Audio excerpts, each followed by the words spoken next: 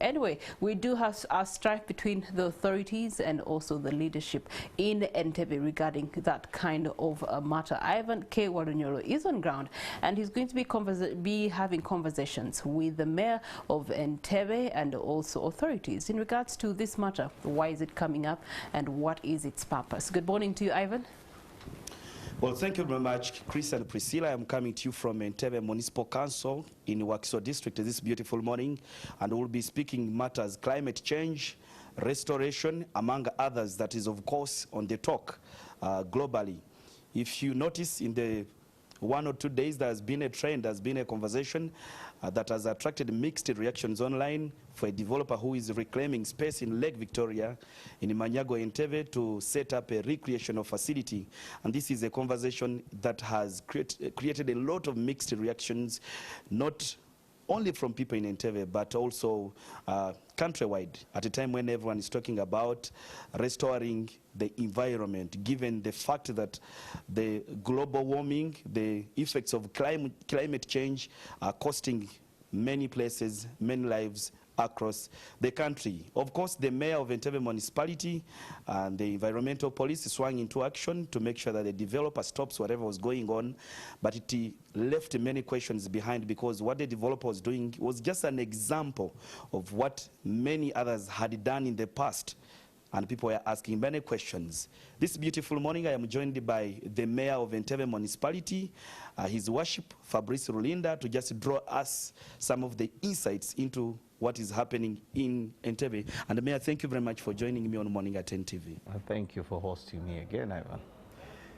I saw 2 days when you swung into action on a developer who was reclaiming space in Lake Victoria to set up a recreational facility, and you're the first to say this was wrong. How can you describe, or how can you paint a picture to us that whatever was going on was, you as a municipal council was not in the know? First of all, like I said the day we were there, I want to apologize to the people, not just of Entebbe, but the people of Uganda.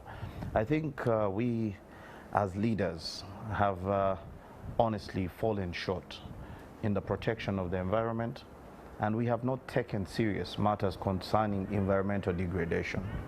Like I said, I think the willingness or the seriousness in the fight against climate change, in the fight against environmental degradation, is what's lacking on the part of our leadership. It is one thing to say I did not know, which could be a fact. It is another thing for it not to happen again. Like you've mentioned, when I went on the ground and saw what was happening, this is not the first time something of this nature has happened. You remember we visited another site that was also being reclaimed. One, you find that developers use the word reclaim. Now, you can't reclaim in a lake. You can't claim what was not yours. And as the saying goes, water can't flow where it has never flown before. So it is extremely wrong, extremely sad that people go out there and want, because they want enough space or more space, they go and fill the waters, not just the lake, but even swamps and all that, with soil to ensure that they get extended land chunks. Mayor, maybe if I cut you short, you are the landlords of the facilities. NEMA regulates on behalf of Ugandans.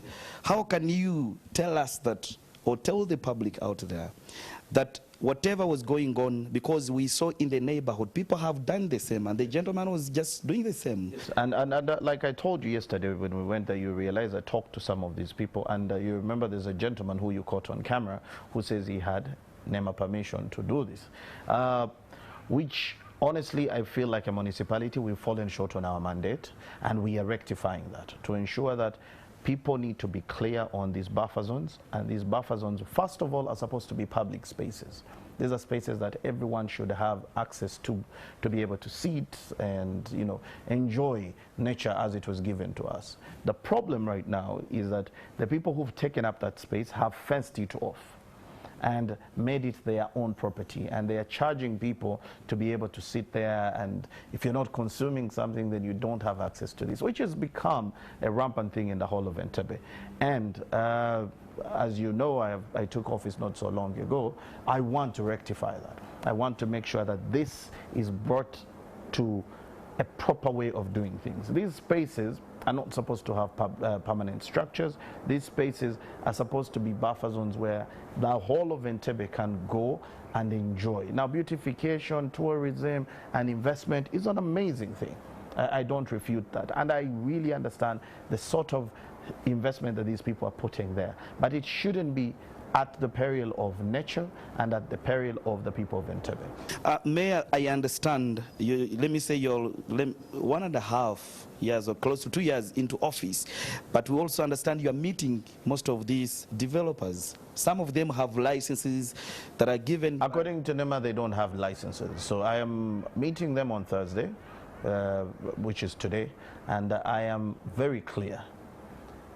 NEMA says they don't have licenses. You had the spokesperson on TV here saying that none of them has licenses, none of them should be there. So it is from that basis that I am meeting them to ensure that anything that's permanent and it has been put on there should be removed.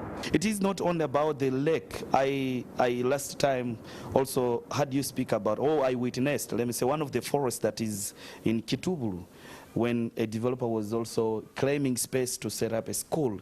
But generally, I've also been on several functions where you personally have projected yourself as a person who wants to conserve environment in Entebbe. You planted trees, including in the recent one. Does this kill the reputation that when you come out to speak about something and the vice comes at your back? No, but what I'm trying to do is actually walk the talk. The problem is that with most of us in leadership is we want to talk big, we want to talk tough, but we're not actually taking the measures. And it, like you've mentioned, when you ask, when we did ask NFA about the person who was fencing off, I did write to NFA asking who was fencing off that land. They have never even responded to me up to today. But not just that, every time somebody comes up, they say unknown person, which is interesting because these unknown people have licenses, and that's not the only place I'm talking about. Like you've properly mentioned, I am focused on environmental protection, that is planting trees. If everyone out there in the world is fighting to restore and protect the environment, we're doing the opposite. I mean, we have a swamp, Namiro swamp, where you have people who are pouring soil into the swamp so that they can get plots to build houses and all that. And I don't believe in shifting blame to other people. I believe in taking responsibility. I think all stakeholders, that is the environment, because these people have electricity, they have water. So if they are getting meters put in there, if they're getting electricity put in there, somebody is encouraging this kind of life. Now, I would want all of us as stakeholders, that is us, the custodians of the land, the National Environmental Authority, the Ministry of Environment, Uganda Police, the Uganda Marines, and everyone that is involved, National Water, Umeme, let's all come together and kill this vice. Because these people are enabled by the circumstances that we create that allow them to settle in these places.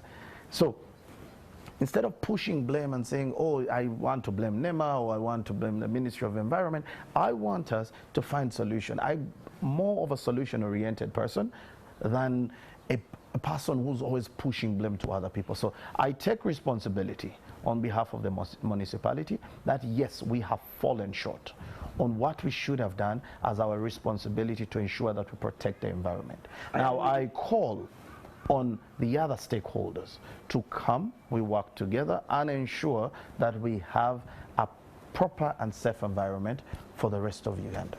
I am reliably informed with the evidence that the municipal council collects some tax from the developers, and I want you to believe that's the municipal council that you lead. So you collect a tax, you have a varying factor that is development, superseding environmental protection. You as a head of the municipal council, how are you working around this? Because Entebbe survives on recreation and it is what the development... Now, I want to actually be clear on that particular matter. We collect taxes from those businesses, but you have to understand the circumstances under which we collect taxes. Those businesses actually have plots of land that are above those buffer zones. What they did is they created an extension which is below that road. Does it create a tax extension as well? No, it does not. It does not. No, it does not, because they pay the same tax that they were paying in their properties, because these are hotels, restaurants, and all that. Their property is the one built above the road. The road is supposed to be the division between their property and the buffer zone. Now, what they've done is that creation of an extension. It does not generate any extra tax for the city of Entebbe. No, it does not. What it just does, it gives the other people a more attractive place for them to collect revenue. Now, like I said to the gentleman, you remember, at the property, I told him, yes, I want taxes. Yes, I want development. But development cannot be at the peril of the environment. So we understand tomorrow, which is a Thursday, you are going to meet all these developers that claim to have licenses from NEMA. They say, I don't prove that, but they say they have them, although NEMA came out to say they do not have. So if they have, what will be your approach towards that as we wind up? The mandate to actually not allow, because the permission, NEMA can give you a license, it can give you a license to build, but we can refuse you permission. The mandate to give you permission to do development on an area solely still falls into our hands. So I want to be very clear, and I want to assure the people of Uganda that this is something that we are going to resolve as a municipal council to ensure that the environment is protected. For time reasons, we'll leave it here, but His Worship, Mayor Fabrice Rulinda, thank you for making time to speak. Thank you so much for always having me here. Fabrice Rulinda is the Mayor of Entebbe Municipality, just giving us explanations, reasons to justify whatever is happening in Entebbe that is creating anxiety. But of course, he says he has in two contexts that these people will be brought to book and the environment is protected. For time reasons, I want to come back to the studios. A very good morning to you and our audience. Well, thank you so much, Ivan, for that investigative report on environmental abuse. And Thursday is not far, by the way. Thursday is the day tomorrow. So we await to see what comes out of the meeting between the developers and the mayor of Entebbe. Now, that's environment.